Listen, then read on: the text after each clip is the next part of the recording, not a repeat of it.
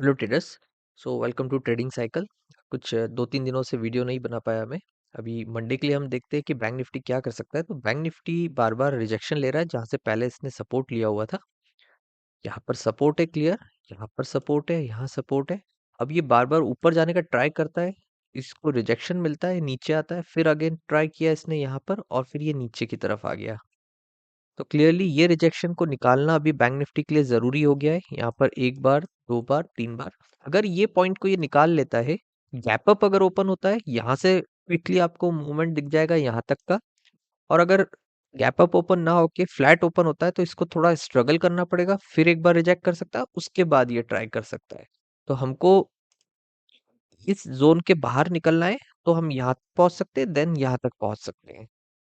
48,490 से हम ऊपर निकलते हैं ब्रेक करके। तो बाइंग अपॉर्चुनिटी देखनी है ब्रेकआउट देख के। 48,730 हमारा फर्स्ट टारगेट होगा। 240 पॉइंट्स इसमें कैप्चर होते हैं। स्टॉप लॉस 150 160 पॉइंट्स का हम ले सकते हैं। नेक्स्ट टारगेट इसका 48,870 का रहेगा।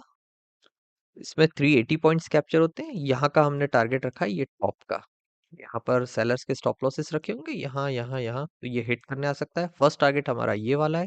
और हमने एंट्री ली है इन पॉइंट्स के ऊपर निकलने के बाद। इस पॉइंट की थोड़ी वैल्यू नहीं है, बिकॉज ये ब्रेकआउट देख के फिर ये फेल हुआ था ये पॉइंट।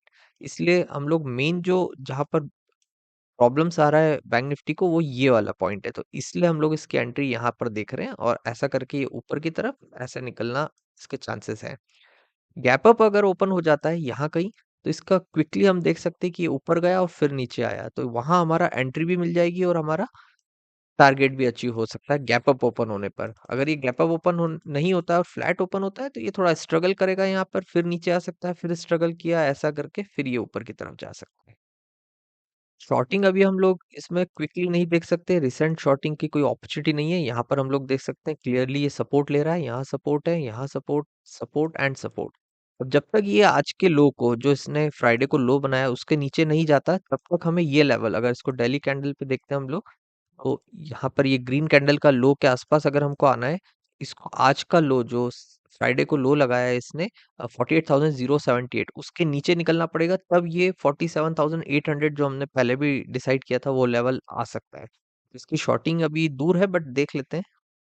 48,090 के नीचे निकलता है, ब्रेकडाउन देख के हम लोग टारगेट रखेंगे 47,900 का। इसमें पॉइंट्स कैप्चर होते हैं 190 और 120 पॉइंट्स के आसपास स्टॉप लॉस हम लोग रख सकते हैं। ये और भी नीचे जा सकता है 47,800 तक, बट 47,900 मुझे लगता है कि बेटर टारगेट हो सकता है। इसमें 190 पॉइंट्स पे कैप्चर होता है। हम निफ्टी डिस्कस करते हैं। निफ्टी को डेली चार्ट पर हम लोग देखते हैं, तो इसको जो सपोर्ट यहाँ मिलना चाहिए था, उसको पूरी तरह से इसने लाइक फॉल हो गया है। यहाँ पर सपोर्ट सपोर्ट सपोर्ट और यहाँ पर ऊपर जाना चाहिए था, बट ये नीचे की तरफ ड्रैग हो गया। अब इसका जो डेली चार्ट पर सपोर्ट है वो ऑलमोस्ट ये इसके आसपास आ चुका है। यहाँ पर हम लोग क्लियरली देख सकते हैं ये सपोर्ट्स हैं सारे, जहाँ से मार्केट ऊपर ऊपर ऊपर ऊपर और फिर बहुत ऊपर निकल गया था, वहीं पर आकर ये नीचे आ रहा है। मे भी ये चांसेस है कि इसने बायर्स को यहाँ पर ट्रैप किया। इसको थोड़ा क्लियर बनाते हैं।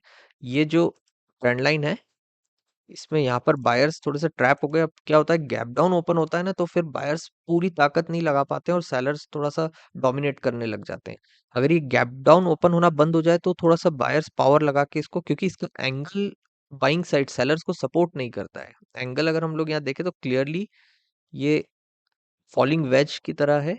और यहाँ पर ये क्लियरली इसको ऐसा करके रेंज जो है नैरो होती जा रही है, छोटी होती जा रही है, इसको निकलना चाहिए ऐसा ऊपर तोड़ के।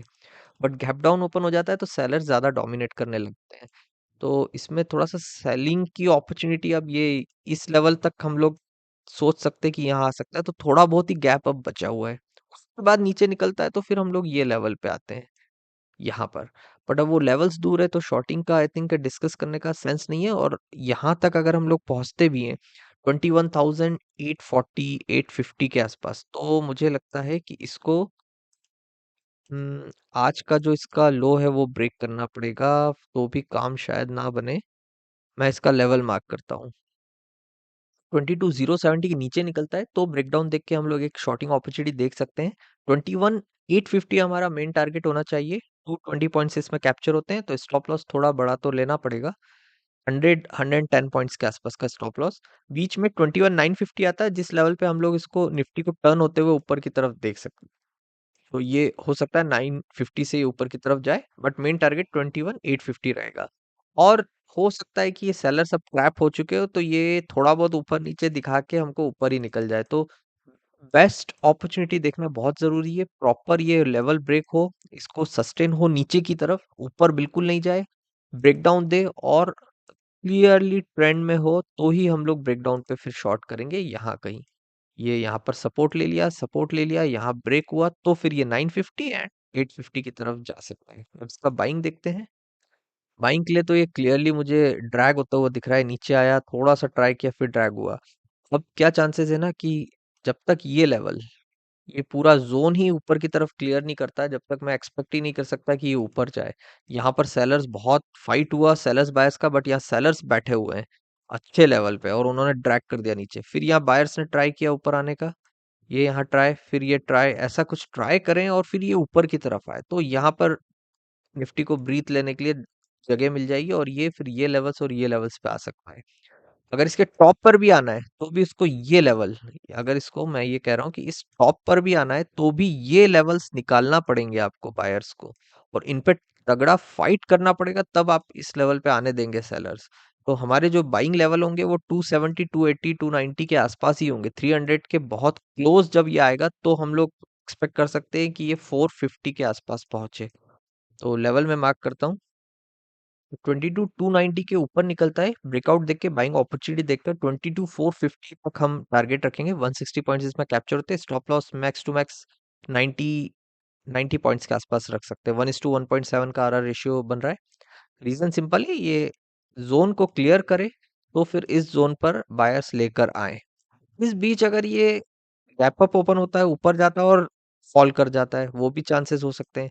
या फ्लैट ओपन हुआ यहाँ और फिर यहीं पर स्ट्रगल करते हुए जा रहा है, तो कोई कुछ भी अपॉर्चुनिटीज बनेगी नहीं जब तक कि ये लेवल ब्रेक ना हो। और फिर हम चाहेंगे कि ये ऊपर जाए, स्ट्रगल करे बढ़िया, सेलर्स को फाइट करे और फिर ये ऊपर निकल के 22,450 के आसपास जाए। 160 पॉइंट्स कैप्चर नहीं भी हो, मान लेते ब्रेकआउट 330 के बाद आया, 22,290 हमारा लेवल ब्रेक हुआ, 330 22,330 के बाद ब्रेकआउट मिला, तो भी इसमें ऑलमोस्ट 140 130 पॉइंट्स कैप्चर होते हैं। तो हमें 160 पॉइंट्स कैप्चर नहीं करने, 100 पॉइंट्स भी कैप्चर होता है तो मोर देन इनफ है। बट इंपॉर्टेंट ये है कि लेवल्स ब्रेक हो और बहुत अच्छे से ऊपर सस्टेन हो और ब्रेकआउट्स आए और बाइंग की अपॉर्चुनिटीज बने। हेड एंड शोल्डर पैटर्न्स हो गए, डबल बॉटम पैटर्न हो गए। डबल बॉटम यहाँ पर भी एक चांस लग रहा है कि ये फॉल हुआ, ये अप गया, ये थोड़ा फॉल, फिर ये अप, तो वो बहुत अच्छे चांस हमको बन सकते हैं यहाँ पर। अब देखते हैं निफ्टी बैंक निफ्टी कैसा करता है, और इसका नेक्स्ट लेवल जो टारगेट है वो ऑलमोस्ट यहाँ आता है 500 के ऊपर। तो अभी तो हमने 450 रखा है, फिर देखते हैं ये 500 550 के आसपास पहुंचता है कि नहीं। Okay, thanks for watching.